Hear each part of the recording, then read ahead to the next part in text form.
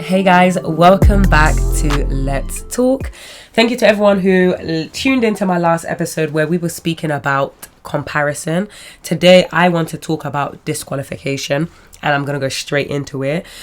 So disqualification is when you are declared ineligible or unfit for a particular thing, and because of that you stop yourself or you stop someone from doing it. So it could be maybe you don't have the necessary training, experience or skills for a thing.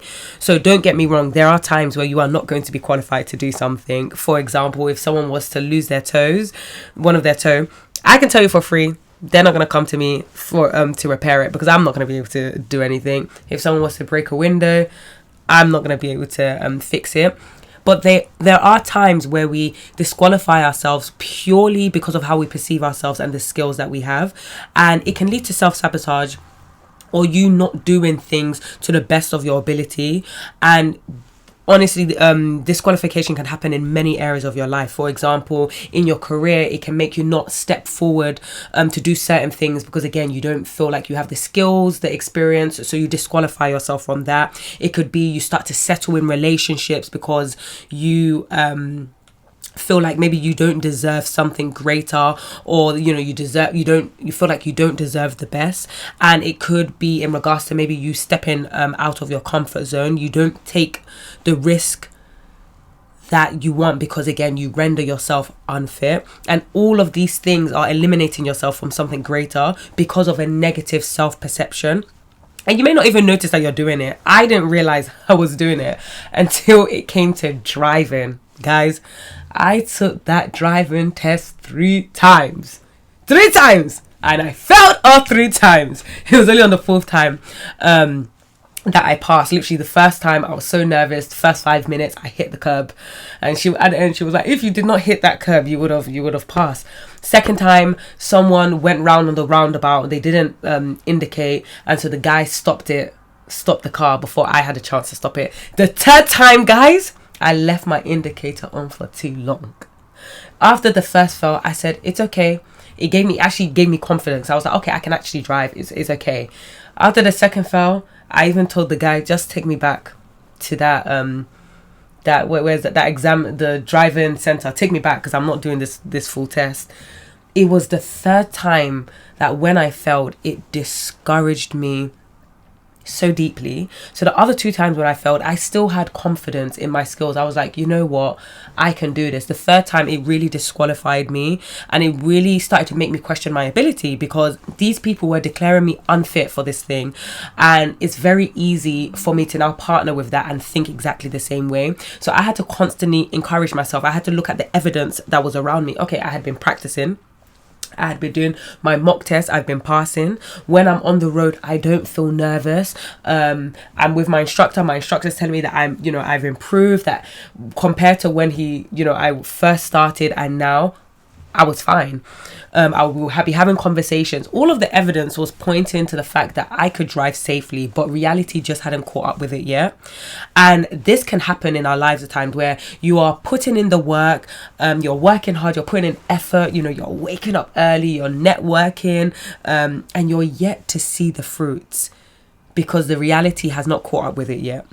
And times like this, it can be very easy to be discouraged when your environment is not matching your vision, when your circumstances is not matching the belief that you have, when your fruits are not matching the seeds that you are sowing and the time that you are putting in.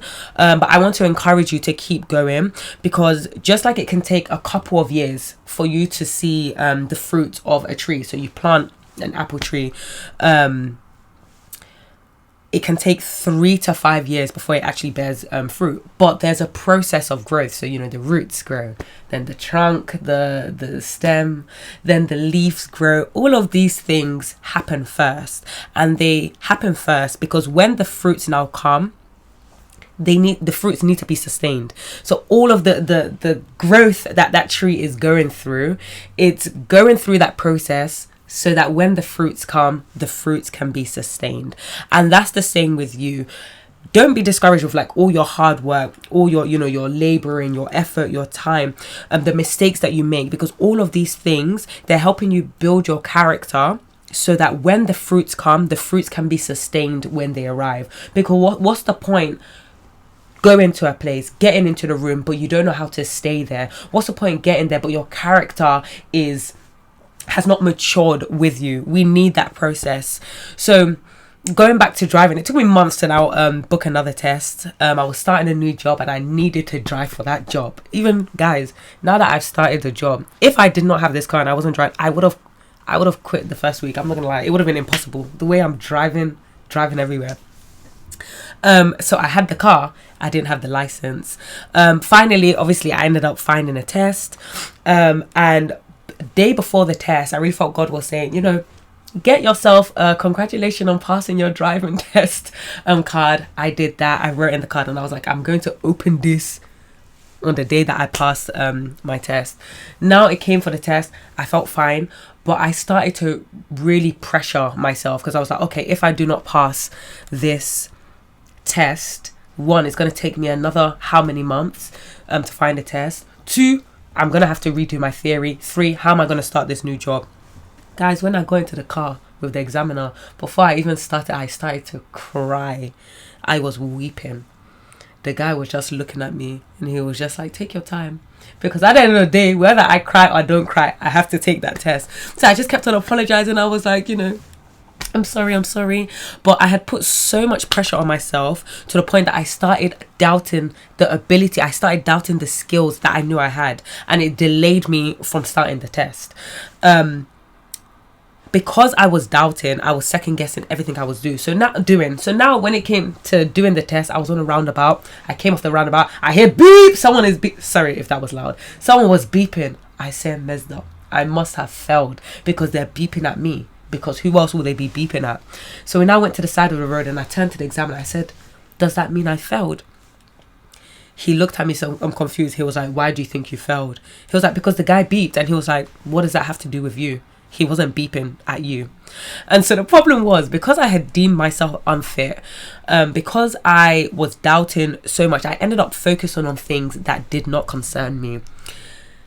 And I was using that as evidence as to why I did not qualify for driving, sorry. And again, that's how it is in life. When you deem yourself unfit for a thing, you're going to find evidence to back up that belief that you have that you cannot do it. And let me tell you something for free, you will find that evidence. You will find it. Because I was already deeming myself unfit for this role, that guy beeping was evidence that I was unfit. But the reality was, it had nothing to do with me. And so I was delaying myself because I needed constant reassurance that I was on the right track. And we kept on stopping and I kept on asking him, have I failed? Have I failed? Have I failed? I needed that constant reassurance because I was doubting the ability. I really didn't believe that I could do it. It got to the point where I now asked him again and he was like, if I tell you your results, I have to terminate this test, but it's in your best interest to continue going. So now we were driving back to the test center and he said, turn left. I put my indicator to turn left. Guys, messed up. I didn't turn, I went straight. But just in time, as I was going straight, the indicator went off. But guys, I broke down in the car as I was driving. I said, oh my gosh, I can't believe I did that. I failed. Oh, my driving instructor is going to be so disappointed. I can't believe I did that. And I was like to him, I want to stop. I was like, I want to stop. And he was like, it's not safe to stop right now. Let's keep on going. So he didn't allow me to stop until we got back to the test center. And he was like, you can rest now. Which in itself, that's a message. Like, you can make a mistake and you want to stop, but sometimes you need that one person that will push you until you get to your destination so that you do not delay yourself. Because I'm pretty sure maybe if we had stopped and I had already convinced myself that I failed, maybe if we had stopped now and then now started to continue driving to the test center, maybe I would have failed in that process. But he was like, nope, you're not stopping. We're going straight to the driving test center. Went to the test center. He was like, okay, now you can rest. Discouragement literally can cause you to be delayed. So because I was feeling so discouraged, I wanted to stop. I just wanted to stop driving. I even wanted to terminate the test. I wanted to terminate everything before I even received the results. And so now we're going to the test bay. He's asking me to do reverse bay park. Guys, reverse paper. But because I already thought I had failed, guys, if you see, I just did that thing anyhow. No care in the world. I was doing it as if I was doing it as if I had already known what the results were. I just did one turn. I even got a minor for that turn because they said steering control, because I thought I failed, so what's the point? But anyway, God's grace, it went into the bay. So now the test finished. My driving instructor came to me and I turned to him and I said I failed. I failed. And the instructor was just like, be quiet. He was like, can you shush? He was like, shush. And the examiner now asked me, how do I think I did? I said, overall, I think I did okay, but in that last 5 minutes, I made a mistake. And he asked me to explain the mistake. I explained the mistake. I said, okay, I'm being a drama queen. I wasn't crying, but I explained the mistake. And he was like, but the indicator went off and you went straight, right? And I said, yes. He was like, so what's the problem? He then now just turned to me. He said, you passed. I said, oh my gosh. Guys, it's as if the room wanted to spin and I could have just fainted, vomited, cried at the same time. I was going to fall to my knees. My instructor even looked at the examiner and said, if I was you, I would take that license from her. And I said, why? And he was like, because see how you were just saying, you have failed. And he was obviously like, I'm not an examiner. I was not qualified to say whether I had passed or not. Again, a message in itself. If God has says that you are qualified, who are you to say that you are not qualified? Sorry? If God has said that you are qualified, who are you to say otherwise? I was literally using my own words to disqualify myself from a thing that was already mine. The test was already finished. The examiner already knew that I had passed, yet I was disqualifying myself with my words. I was still just saying, I failed. The examiner was probably looking at me saying, look at this girl. And he literally said, you did fine. You need to stop second guessing yourself.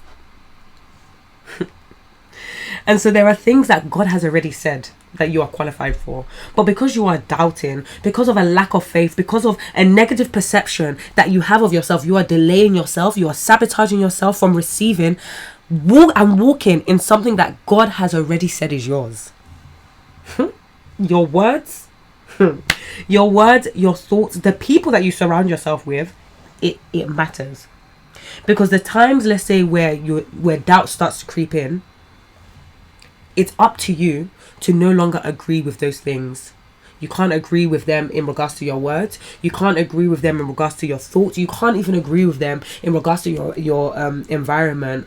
There comes a time where there's certain environments, there's certain places that you cannot go into anymore.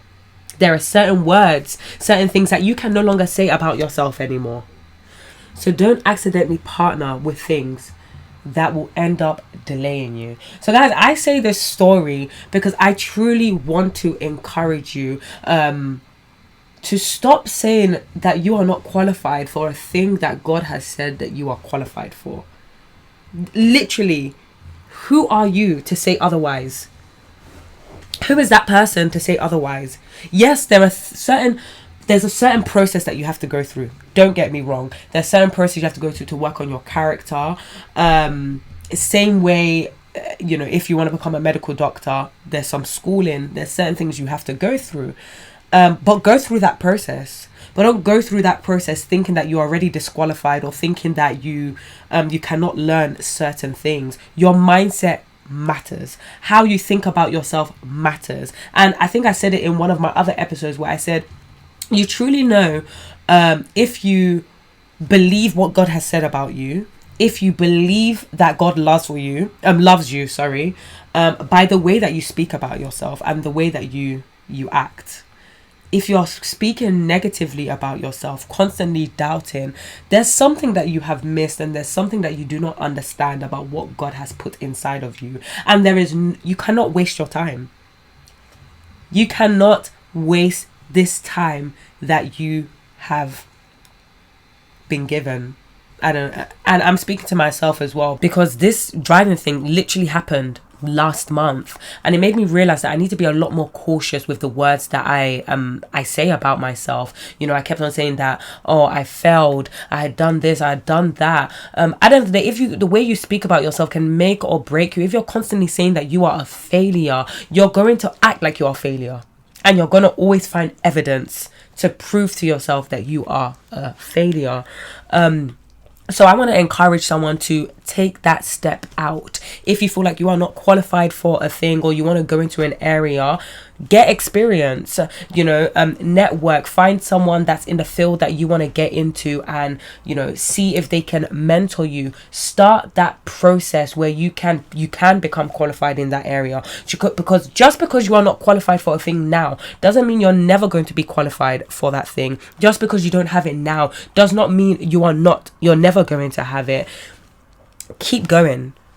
Keep pushing. You don't see the fruits now, you will see the fruits. You will see the fruits. You will see the fruits. And so again, and I want to say it one more time, if God has said that you are qualified for a thing, who are you to say otherwise? Guys, thank you for tuning in, and I'm looking forward to the next episode. So guys, let's talk.